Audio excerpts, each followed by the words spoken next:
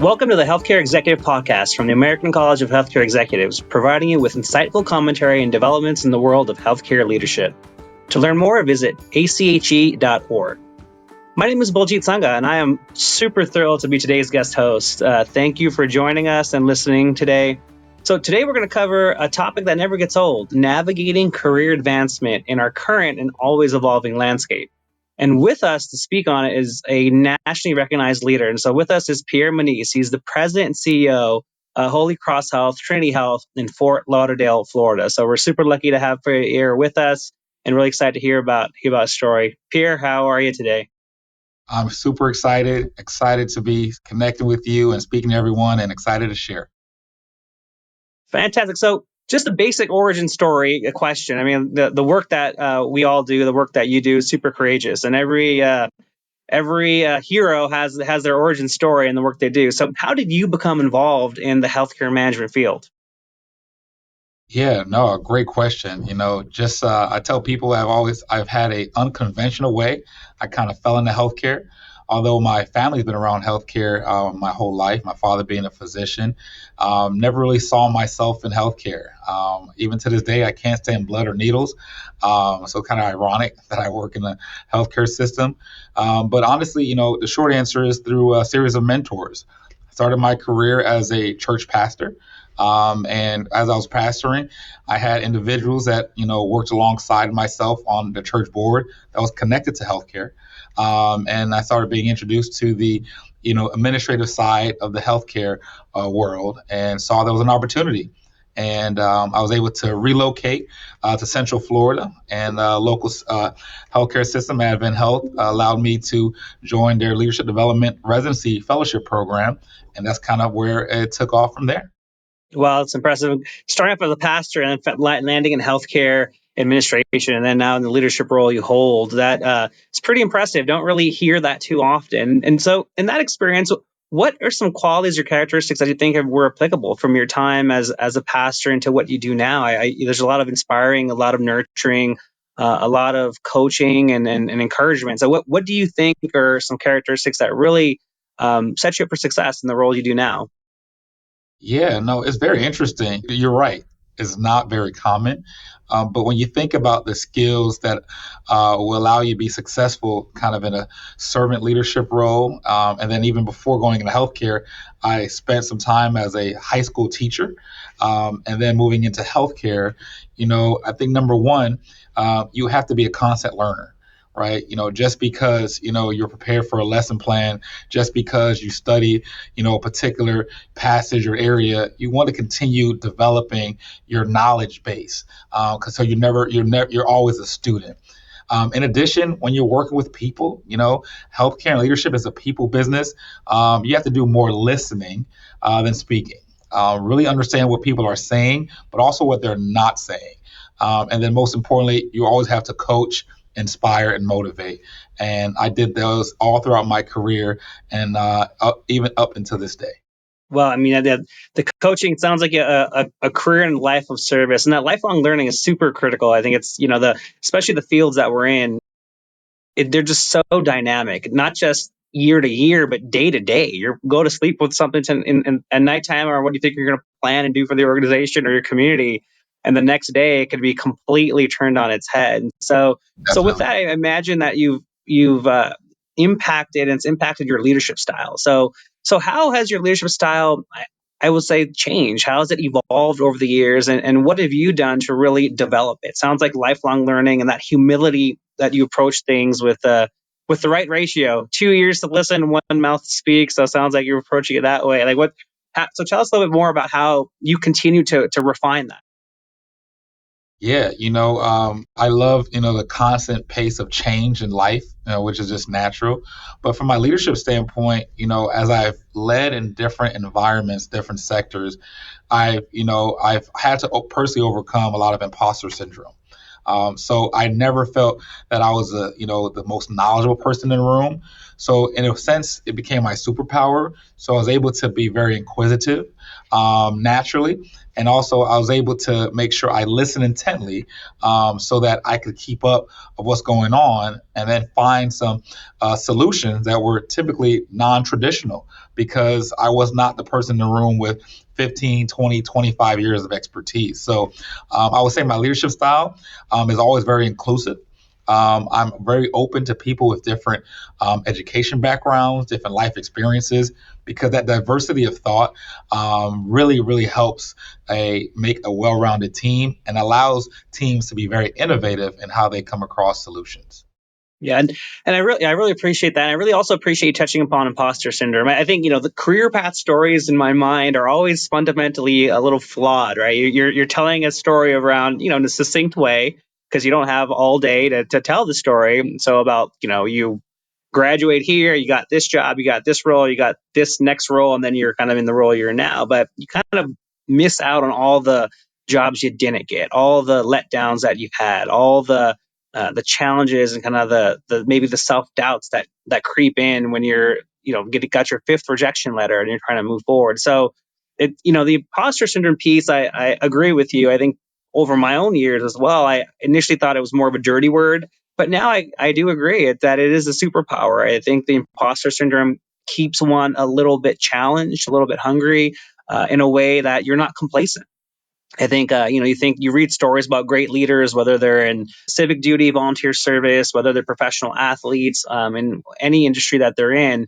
And a common element seems to be that there's a consistent hunger to improve and get better.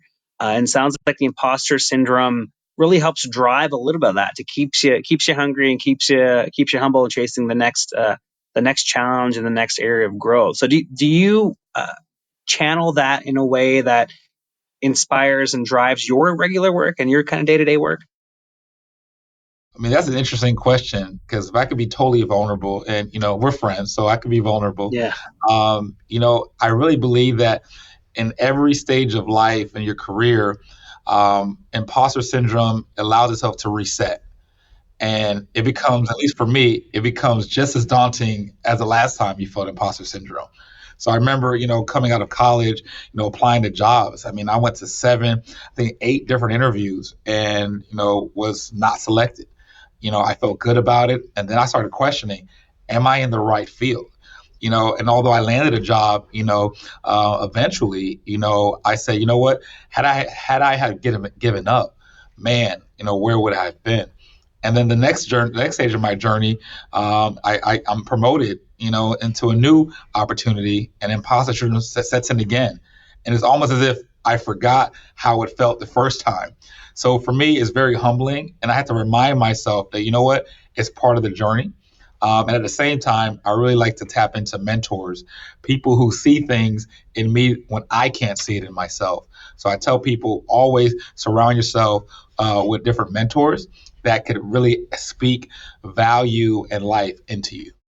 That I will match your vulnerability with my own. I completely agree. That's a great point, and I hadn't always thought about it that way. And you've given some structure to the nebulous idea of imposter syndrome, but I agree. I mean, when I got into grad school, I was kind of, you do the introduction and the first day, I was kind of like slinking down into my chair, like, oh gosh, I hope they don't realize they messed up. And someone walks in here and pulls me out of the room, like, actually, there was been a horrible mistake, and you shouldn't be here. But I agree. My first analyst role, then your first leadership role, there is a reset. I completely agree that even in my current role, I walk in the first day, and while there have been a lot of accomplishments and successes that we're able to contribute to with teams, you walk in and people may think, or you may think that people think that you're expected to change the world in one day. And I think that's a lot of pressure that one puts on themselves, and in a way that everyone always says, don't, please don't do that. But I think you're spot on that it does reset. So it sounds like a countermeasure to that is surrounding yourself with a strong group, a strong structure, strong mentors. And so on that note, who do you credit for your own professional growth? Yeah, there are many people, but at the top of the list, I have to say my mother. Being an immigrant from Haiti, having a vision for the family, for herself. I saw firsthand, how she took care of the family, took care of duties at home, was working, corporate America.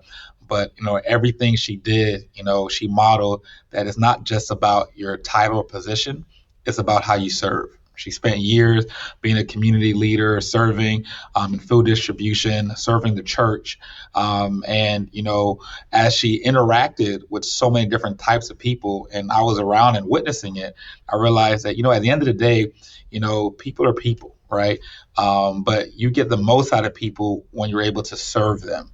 And that's really been a mantra of my leadership where, hey, I may not have all the answers. I may not be the smartest in the room, but what I can do is I can help others reach where they're trying to go, and I can serve them. And that's definitely have been very powerful for me, and also very fulfilling when I can help people along their leadership journey. I can help people in life day to day and add a little bit of value to them every single day. Yeah, major plug and appreciation, a depth of just admiration to mothers everywhere. I am always amazed when I let alone can get to work and get out of work at a decent hour, but folks are doing that, mothers are doing that, parents are doing that, and they're going home and having their whole second responsibility of being caretakers to either little ones or loved ones or elder care. And so it's really impressive, and it's almost like, wow, that's like the expert level of adulting has been unlocked in a way. And then I definitely want to chase that myself, and just like, can I get to that point one day? And it's interesting about about your mom. I have a similar story with my mother. I'm also they immigrated here from North India, Punjab, and grew up in New Orleans, Louisiana, and then moved to California where I am now. But one of the things that is interesting. So you're one of your mentors, and your inspirations happens to be your mother, right? So it happens to be someone that you see at all times of the day, whether it's out front, in discussions in front of the world, and in a polished sense, at home, and when you're just behind closed doors. And so one question I have is that as you navigate your own career and you continue to inspire as a leader, how do you balance the presence and how you present as a leader, from what you present kind of front facing on stage, on a podcast, in other interviews, and then the leader that you are actually behind closed doors when no one's looking, it's just you, or it's just you and your team and your staff? And how do you reconcile that it's the same person? Because sometimes it's not. You hear that the way an individual presents publicly may not be how they act, professionally behind closed doors. And how do you approach that topic, and seeming like being an inspiration from someone like your mother, who, by all intents and purposes, as you describe, is an amazing woman, has been able to navigate that. How are your thoughts on how we should think about that? Yeah, that's a really deep question, and I may not do it justice, but really, when I think about that, is for me personally, the people you surround yourself with matters. So as a leader, they often say leadership is lonely, and I find that very, very accurate at times. So it's important that the people you surround yourself with when you leave the office, or when you kind of unplug for the weekend, or you surround yourself with people that really love you and care about you. People who would call you out and say, you know what, Pierre, I don't think you're on the right track, or Pierre, you need to do more of this and less of that. So I have, been fortunate to have some friends that I've known, ever since my college years, so over 15, 20 years, family members who have really taken, the time to pour into me, and some mentors who started mentoring me back when I was in high school. So really take an intentional effort to surround myself with people that care about me. Because it's very easy to surround yourself by people in your profession, right? Surround yourself by coworkers, and nothing's wrong with that. But will they truly be very, very, honest with you? And will you be able to be your authentic self? So really, falling into that essence of love and people who care about you, I think goes a long way. Yeah, surrounding yourself with people you need, not people that you want. Like people that really need to, or be there to tell you what you need to know, and have you grow as well. That's incredible. So, on that note, so we've talked a little bit about the imposter syndrome, and that really is analogous, and or is synonym with struggling with confidence. And we've also talked about kind of career path stories and how sometimes they're oversimplified, and the listener may walk away thinking, oh gosh, like that's great for that person, that's not my experience. So early and mid careers, particularly, and even a senior executive careers, sometimes struggle with confidence. And so with that being kind of the context, what are some moments where you've doubted yourself? Like what tactics did you use to manage self doubt and lead during those times of crisis or cultural change? You've talked a lot about surrounding yourself with a good structure or foundation, a tribe, if you will. And so, can you elaborate a little bit more on that concept of what's helped when you've doubted yourself? Yeah, the times I've doubted myself the most have been the times when I was always so insular focused, where I would put my head down and do the proverbial get my work done, get my job done, day in and out. But then, just being a natural high performer, I wanted to take over the world and do it all myself. And I was never really happy with my progress. So it wasn't until I started, reaching out to peers and going out to lunch or even going to networking events where I'm able to connect and rub shoulders with individuals in my field who are doing the same things or going through the same things I'm going through. And I'm realizing, wait a minute, I'm not alone, right? It's okay to, finish the day of the week and not have my inbox down to that magic number. It's okay to, finish a meeting where you felt you were so prepared, but you left with more questions than answers. And that sense of teamwork, even though you work for different organizations, that networking is key. And that's why I love organizations like the American College of Healthcare Executives, where it's almost that inner family, that regardless of where you live or where you're from, that when you connect, you can say, you know what, I know what it feels like to go through that. And then you could uplift each other and share and learn from each other's experiences. You're absolutely right. I mean, there's that adage or the saying that misery loves company. But I think in this case, it's not that misery loves company. It's a leader who's experiencing doubt or challenges loves some affirmation, loves some support that you're not alone. And it's true. Sometimes you're thinking, man, am I the only person that has this challenge? And if so, is there something wrong with how I'm approaching it? Am I not cut out for the job? And when you have the vulnerability, I think of that's a word is coming up again here for us. But when you have that vulnerability to say, "Hey, I don't know the answer, and I actually don't know where to go from here. Does anyone have the same challenges or how you've navigated it?" It certainly opens up a lot of doors. I think a lot of folks do reciprocate and share kind of where they are as well. So there's a lot of power in what you described around just being open and thoughtful and your authentic self. And the team and the community in the American College of Healthcare Executives certainly is comprised of thousands of individuals who every day are changing the world, changing the community, but working through and forging ahead through some challenges, doubts, uh, maybe crisis of consciousness, but other than that, but have the fortitude to move forward. So that's incredible. And so speaking of ACHE and the American College of Healthcare Executives, I will always take every opportunity I can. Congratulations on winning the 2025 Hudgens Award. And so for those that aren't familiar with it, the Robert S. Hudgens Memorial Award, awarded by the American College of Healthcare Executives, is for the Young Healthcare Executive of the Year, and it honors outstanding achievement in the field of healthcare management. And this award is given to one exceptional healthcare executive who is younger than 40 and is board certified with the American College of Healthcare Executives, and is really just move their community and move their organizations in a way that is just really inspiring and takes a moment to honor. So again, Pierre, major congratulations. It is a strong group of those who've come before you. So what does it mean to you to receive this honor?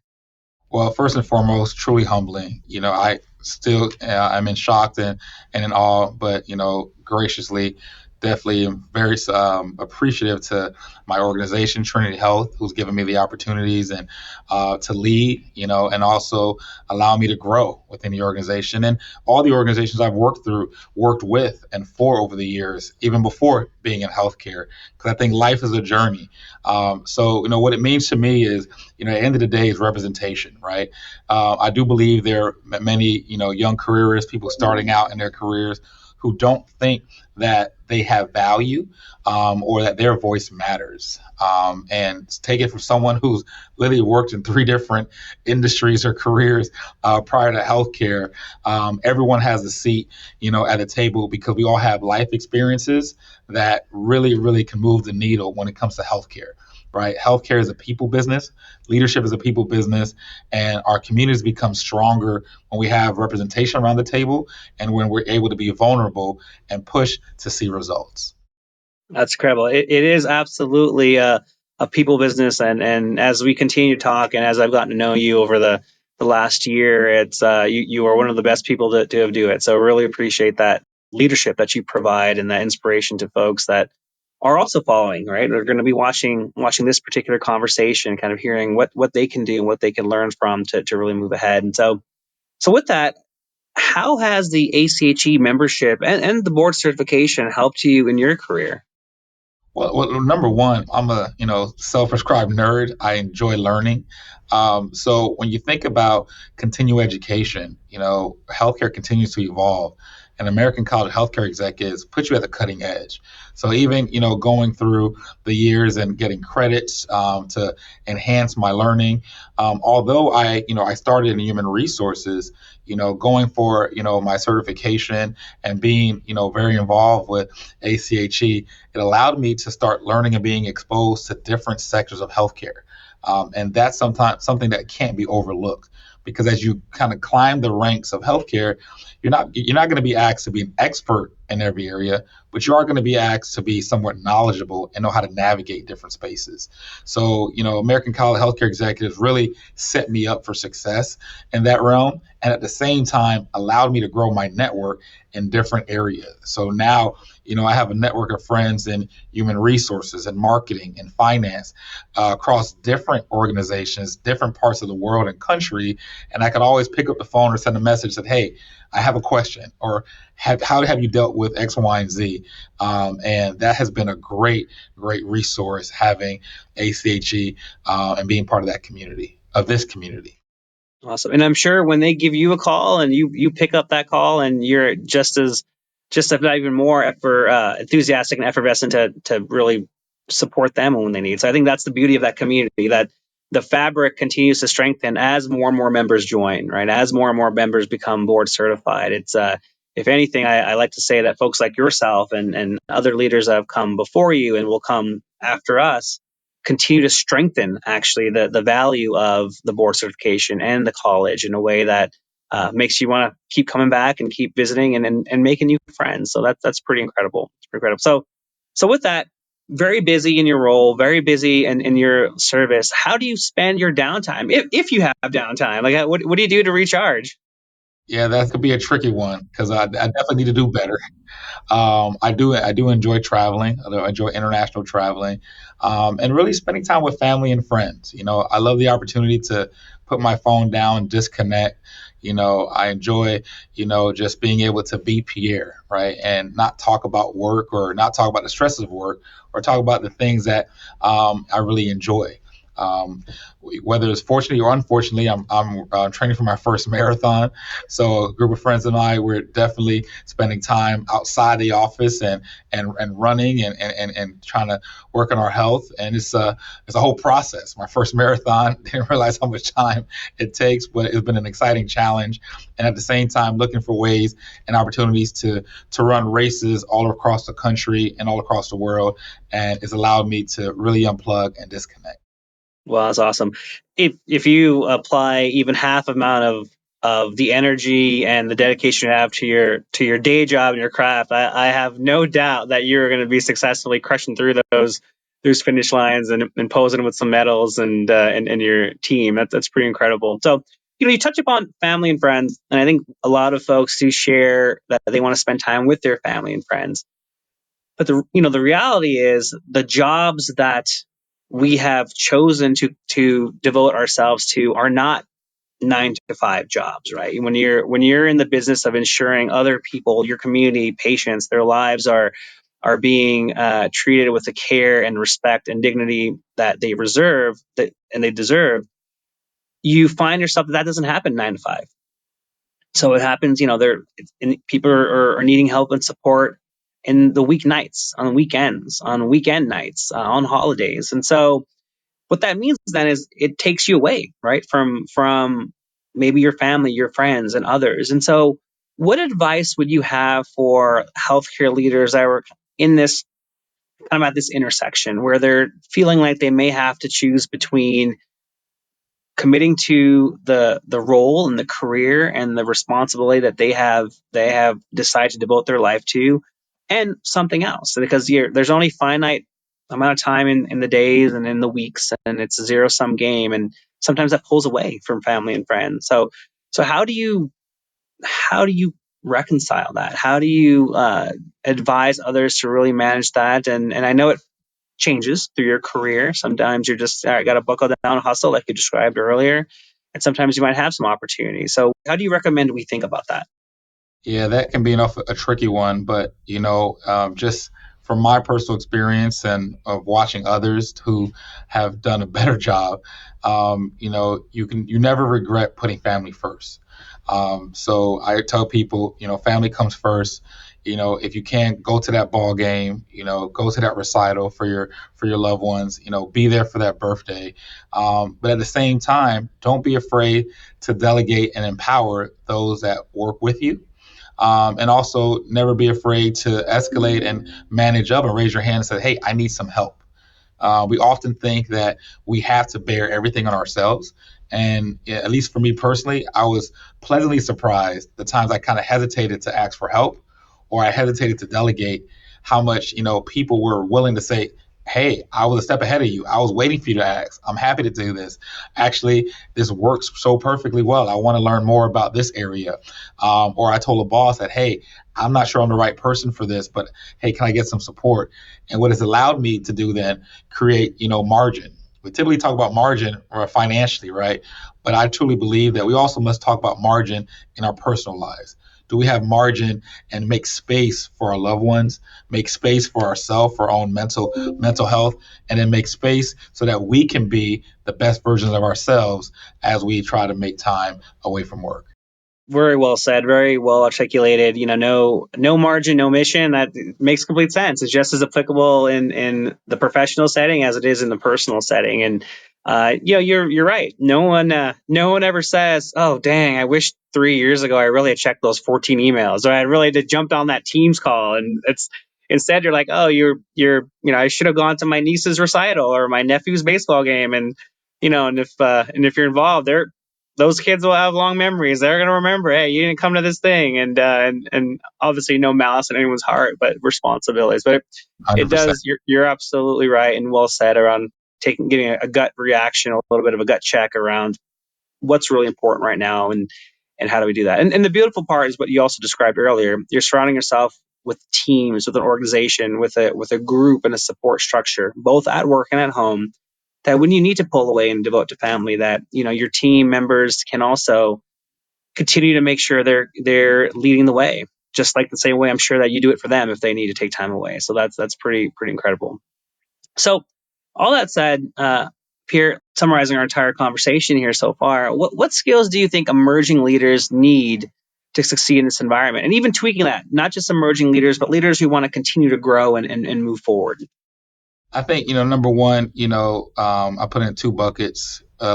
You can never outserve, when it comes to leadership. So when you're able to serve others, whether it's taking 5 or 10 minutes, to help someone that's behind you, kind of navigate careers, take time at a networking event to introduce yourself to someone that may be off at the side and are being really shy, or whether it's an opportunity to reach out to a peer or coworker or an upline and say, hey, I have some time. Is there anything I could take off your plate? Those moments, speaks volumes to the person that you interact with. Then in addition, don't be afraid to ask questions. Sometimes we hesitate because we don't want to be that person to bother someone, or we don't want to, come across as not having all the answers. But in those moments, I realized, A, I've, learned so much, but B, it's opened so many doors, and allowed me to understand better, so then I could be a better contributor to the organization, but ultimately to my community. Thank you, Pierre. Those are great words, wise words, a lot of wisdom there. And I think, one of these things is that this topic, what we're talking about, is never going to get old. It's going to be something that we can talk about every week, every month, every year for years to come. But I really appreciate your perspective, because we're all unique. We're all individual, have our own backstories of how we came to be. And each one of those unique experiences really drive the uniqueness of that insight and feedback. So I really, really appreciate that. I will say, and I hope our listeners who are watching this or listening to this really appreciate what I appreciate: your authenticity as a leader, your personality, you're very personable, the depth of humility, and how you approach things really comes across. And I value and appreciate every time we get a chance to interact. I'm glad we're able to have this conversation, and really appreciate your time. It's been really enlightening for me just to get at least some additional structure around thoughts that I've had kind of rolling around in my head when haven't had the benefit of talking it out a bit more. But really appreciate your time. Any final words, any parting words for our listeners and watchers before we part? Thank you for all the kind words. I'm humbled. You're too kind. Love the conversation. I tell people all the time, and I'm serious. I'm still learning and still trying to figure out what I want to be when I grow up, because life is all about learning. So for those listening, never stop learning, never stop reaching, never stop dreaming, because you never know who you're going to impact.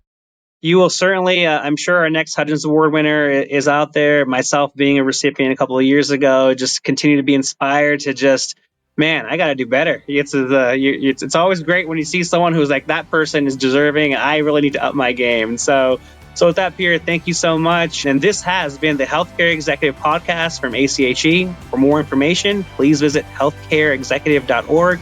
Thank you for listening.